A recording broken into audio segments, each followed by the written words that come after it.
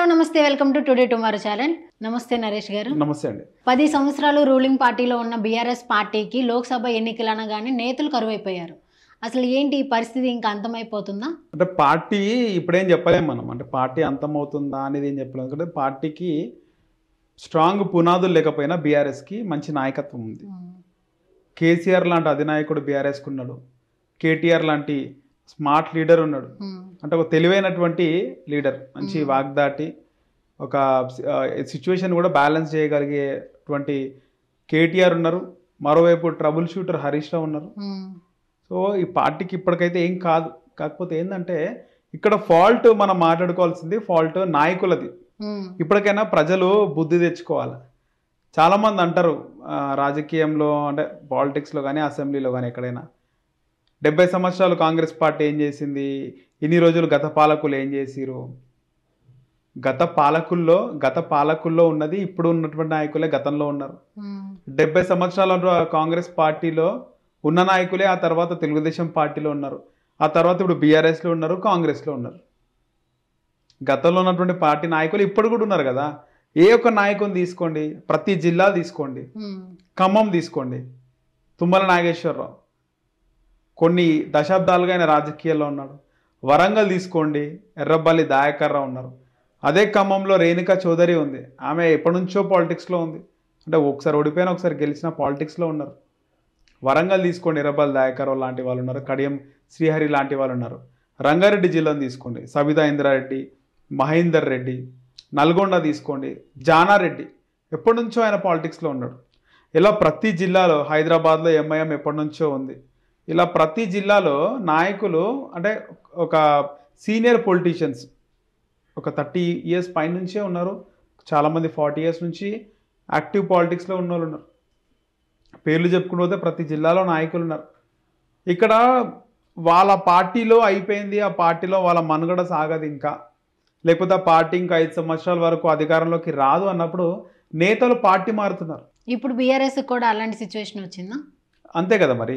ఇప్పుడు బీఆర్ఎస్లో ఉన్నటువంటి నాయకులు, పార్టీలు మారే నాయకులు అందరూ కూడా సరే మాజీలు అనుకోండి, మాజీలు మారినారు, కారణాలు ఉన్నాయి. తాజాలు కూడా మారుతున్నారు.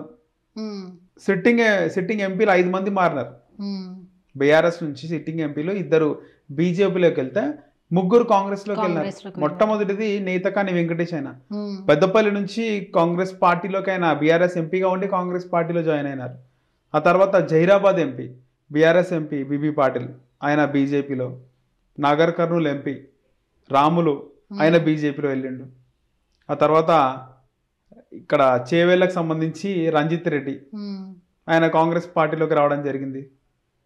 ఇలా అందరూ నాయకులు పార్టీ మారుతున్నారు, సిట్టింగ్ ఎంపీలే పార్టీ మారుతున్నారు. ఎందుకు వచ్చింది ఈ సిచ్యువేషన్? బీఆర్ఎస్ పార్టీని వదిలి వెళ్ళిపోవాలని అసలు అలాంటి సిచ్యువేషన్ ఎందుకు వచ్చిందంటారు? ఇక్కడ ఒక్కటి ఏంటంటే ఈ కేంద్ర ఎన్నికలు, అంటే ఇవి నేషనల్ ఎలక్షన్స్, మన దగ్గర లోక్సభ ఎన్నికలు. సో జాతీయ పార్టీలకే ఇక్కడ మొగ్గు చూపుతారు అనేది ఒకటి ఉంది భావన. గత ఎన్నికల్లో మనం చూసుకుంటే ఇక్కడ తెలంగాణలో భారతీయ జనతా పార్టీకి ఎప్పుడు లేని విధంగా 4 ఎంపీలు కైవసం చేసుకుంది.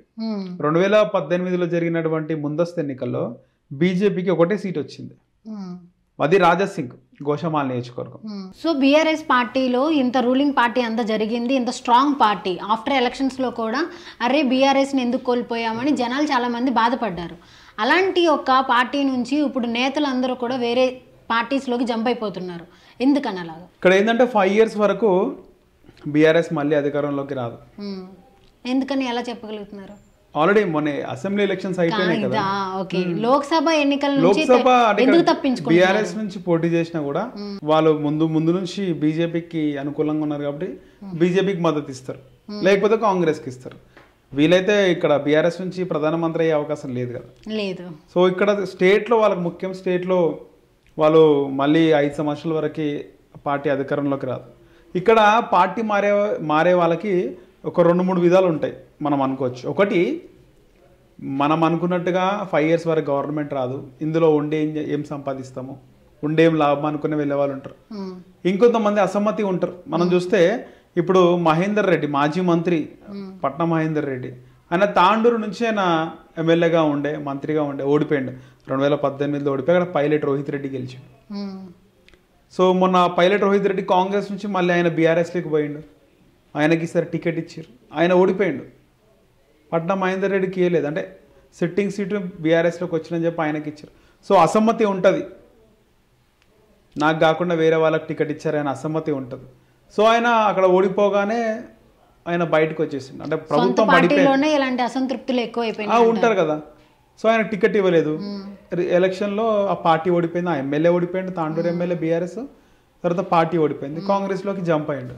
బొంతు రామ్మోహన్ మేయర్ తర్వాత మళ్ళీ మేయర్ ఇస్తానని చెప్పినారంట, తర్వాత వాళ్ళ భార్య ఉమాదేవికి మేయర్ ఇస్తానని చెప్పారంట, తర్వాత ఆమెకి ఇవ్వకుండా కేకేశ్వర కూతురు కద్వాల విజయలక్ష్మి ఆమెకు మేయర్ ఇచ్చినారు. సో అప్పుడు అందుకే ఆయన అప్పటి వరకు ఉన్నాడు. ఎప్పుడైతే బీఆర్ఎస్ పార్టీ పతనం అయిందో, అంటే ఎన్నికల్లో ఓడిపోయిందో, ఆయన కాంగ్రెస్లోకి జంప్ అయ్యాడు. ఇదొకటి. ఇంకొకటి అంటే పదవి కోసం కొంతమంది జంప్ అవుతారు, అసమ్మతి ఉండి. బాబా ఫసుద్దీన్ లాంటి వాళ్ళు డిప్యూటీ మేయర్ చేసిండు, తర్వాత మళ్ళీ అవకాశం రాలేదు, సమయం కోసం చూసిరు, పార్టీ డౌన్ఫాల్ అవ్వగానే పార్టీ మారినారు. సో ఒకటి పార్టీలో అసమ్మతి ఉండి టైం చూసుకొని మారుతారు. కొంతమంది ఈ పార్టీలు ఇంకేం లేదు 5 years వరకు బిజినెస్ కోసం, డబ్బుల కోసం, లేకపోతే వాళ్ళు సంపాదించుకున్న ఆస్తుల కోసం మారుతూ ఉంటారు. కానీ కొంతమంది ఉంటారు, ఎగ్జాంపుల్ మనకు మల్లారెడ్డి, ఆయన పదవి కోసమో లేకపోతే ఇంకో పార్టీలో భవిష్యత్తు కోసమో కాదు, ఈ పార్టీలోనే ఉందామనుకున్నారు వాస్తవానికి మల్లారెడ్డి మేడ్చల్ ఎమ్మెల్యే. కాకపోతే రేవంత్ రెడ్డి ముందు నుంచి సవాల్ చేసినట్టుగా ఆయన కాలేజీలో పైన దాడులు జరుగుతున్నాయి, ఈడీ సోదాలు జరుగుతున్నాయి, ఇవన్నీ జరుగుతున్నాయి, కబ్జాలన్నీ బయటకు తీస్తున్నారు. సో అవన్నీ కాపాడుకోవడానికే ఆయన పార్టీ మారుతున్నారు.